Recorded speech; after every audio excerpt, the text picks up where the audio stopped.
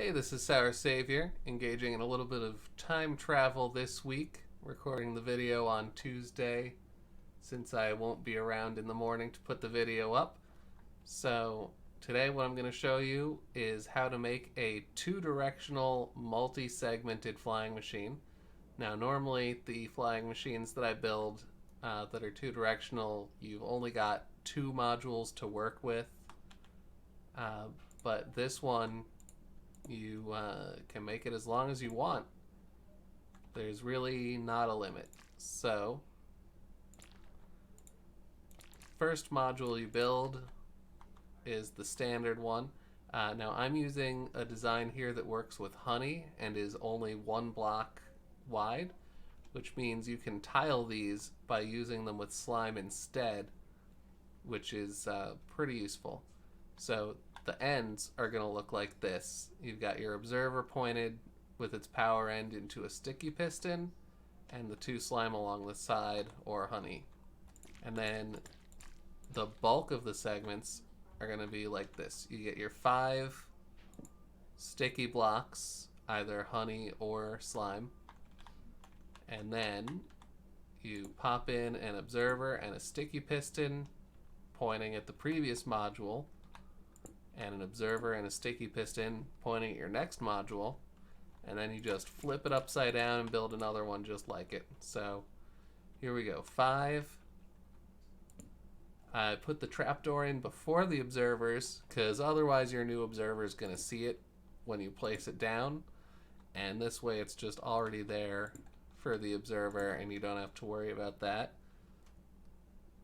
And then as you can see, this is just the reverse of that, and now we're gonna do it again one more time, bearing in mind that we could make as many of these as we want,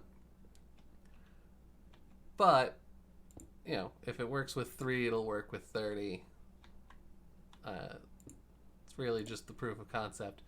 So now that we've got our 3 long, which is how long we want to make this one, you cap it off with another end module.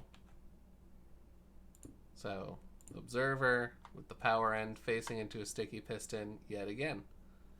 Now to activate this thing, make it fly, all you have to do is right click on the trapdoor that is closest to the direction you want it to fly, which in this case would be this one. Now since we built this one out of honey, we're getting dragged along. If it was slime, we'd have to either build something to catch us or just walk along next to it. I'm going to just reduce the block volume a little bit right now. Get that down. Back to game. And as you can see, we're going to just keep on going till we hit something immovable. Conveniently, I placed a little stack of obsidian blocks at either end before we started. So when we get there, I'll go to the other end, hit that trapdoor, and show that this works going in the other direction. And while we're waiting, we can just enjoy the previous tutorials laid out as we go past them. Here's that piston feed tape. Back there is one of the secret doors. Here's the vertical secret door that you'd bounce out of, and the copy that I built on camera. There's that hidden chest that was so recent, and the furnace array from last week. Okay, here we go. Now let's hit another trap door. Now we're back on the honey, so we're getting dragged along. The water heater. Nether portal from when I showed you where to get nether quartz.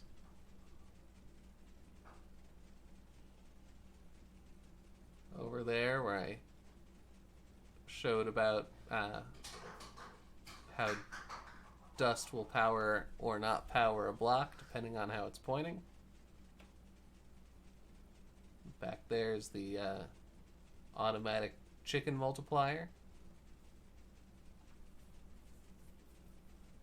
Every build you see on this world has had a tutorial video on my channel, so If you're curious about anything you're seeing, feel free to look back through the history and check it out. Blocking a beacon, turning on and off a conduit. That was the sugarcane farm. Broke it so it wouldn't keep making noise while I was doing other tutorials. Same with why there's no sheep in the old sheep farm instructions. Pumpkin farm. And here we go. We got to the end again. So if we wanted to go back, we would just keep hitting these trapdoors in the direction that you want to go. It's the closest trapdoor to the direction that you want to move, and it'll pull along any number of these modules. And that's it. You just do the standard end module from the basic flying machine, and then this 10 block thing here. Technically, any of the ones in the middle don't actually need the trapdoor because they can't start the machine themselves. And that'll give you one more block to work with. If you take that out, you could add 3 blocks to this thing.